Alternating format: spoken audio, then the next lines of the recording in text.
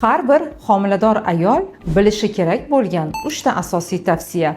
Uchinchisiga diqqatli bo'ling. Homiladorlikka tayyorgarlik ko'rishdan 6 oy ilgari fast-foodlarni hamda gazli ichimliklarni iste'molini to'xtating va to'g'ri ovqatlanish ratsioniga rioya qilishni boshlang. Chunki homilador ayol organizmida depo to'liq bo'lishi juda muhim. Ikkinchisi, homiladorlikni dastlabki 6 haftaligida virus o'choqlaridan uzoqroq turishga harakat qiling. Ya'ni turli tadbirlar, to'y-hashamlar, tug'ilgan kunlarga borishni biroz kamaytiring. Chunki 6 haftalikdan boshlab yurak urishi boshlanadi va aynan yurakdagi nuqsonlar 6 haftalikka qadar rivojlanib ulguradi.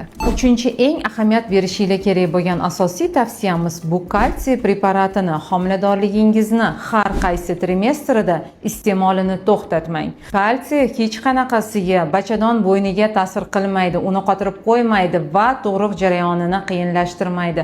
Aksincha, kalsiy iste'mol qilishingiz og'ir gestozlarni oldini oladi va homiladorlik davrida sizda arterial qon bosimini normallashtiradi.